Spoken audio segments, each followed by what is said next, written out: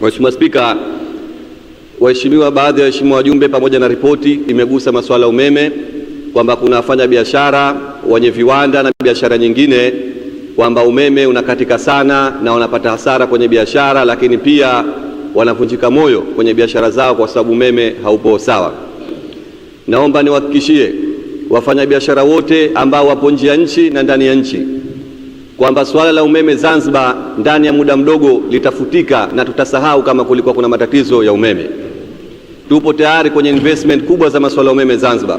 Tupo kwenye umeme wa sola wa jua, tuko kwenye umeme wa upepo, tuko kwenye umeme wa majenereta, tuko kwenye umeme wa takataka, na tuko kwenye umeme wa magnetic hizi smaku, lakini pia tuna umeme wa underground cables ambazo tunaongeza megawati 275. Mheshimiwa Spika, kabla ya mwezi wa 9 tunatarajia kuongeza megawati 20 ambayo umeme wa sola upo tayari na tutauzindua karibu mwezi wa 9, zitakuwa zimeongezeka kwenye grid yetu. Lakini pia majenereta yetu tumeyaweka kwenye mfumo wa kisasa ambayo sasa hivi majenereta yale yatakuwa yana read sehemu fulani umeme umepungua megawati 5, yatajiwasha majenereta yale kwa mujibu wa megawati 5. Hivyo ni kuhakikishie hata sasa hivi watu wameshuhudia kwamba swala la kusimika kwa umeme limepungua. Tupo kwenye kubadilisha laini zote Unguja na Pemba pamoja na visiwa vilozunguka, tunaweka laini mpya na mitambo mapya ya kisasa.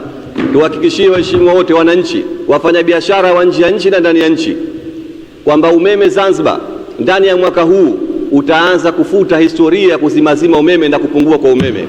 Lakini pia kabla rais huyu wa Zanzibar na Baraza la Mapinduzi kuondoka 2030, tunatarajia tutawacha zaidi ya megawati 700 ndani ya Zanzibar. Umeme huo utahudumu kwa miaka 30, miaka 20 mpaka 30 bila umeme kupungua au kuzidiwa na biashara yote. Mheshimiwa Spika, wafanyabiashara ndio sisi. Mimi mwenyewe ni mfanyabiashara. Kwenye hili haliepukiki.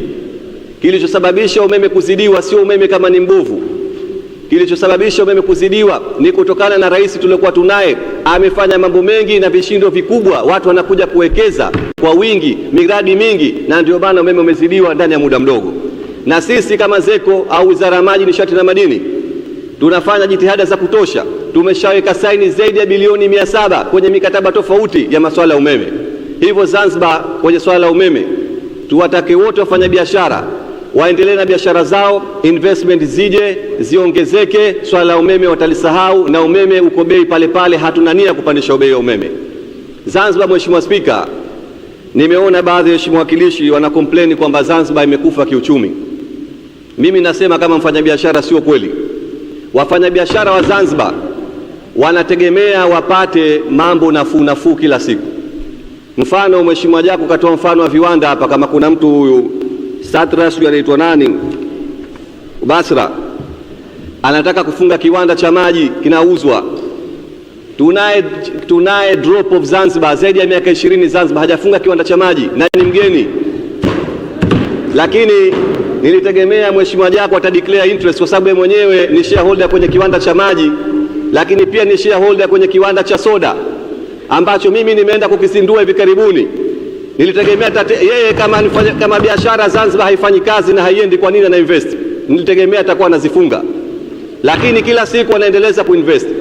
Mheshimiwa Spika, ukiona biashara Zanzibar imezidiwa, ujue biashara ipo. Haiwezekani leo, mimi nimefanya kazi Wizara ya Ujenzi na Mheshimiwa Dr. Ali alikuwa bosi wangu.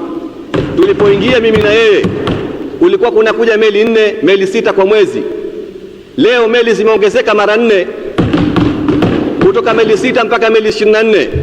Maana yake kwamba biashara ipo, uchumi umekuwa. Sasa asitokezee mtu kupotosha hili baraza. Kama kuna mtu ana interest zake aje pembeni akaombe, lakini mimi niseme kama mfanya biashara, Zanzibar biashara imekuwa, biashara ipo.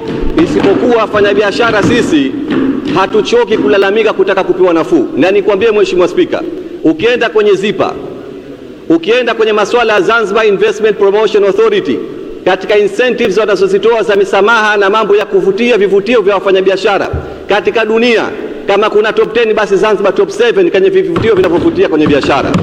Leo vivutio vya biashara hapa Zanzibar vinafanana na Dubai. Kama hatuko 90%, basi tuko 105% kuliko Dubai. Tunafanya vivutio vikubwa Leo mtu akienda kuwekeza Pemba 100%, no show. Akiinvesti Zanzibar 75%, no show. Lakini kuna incentives nyingi anapata.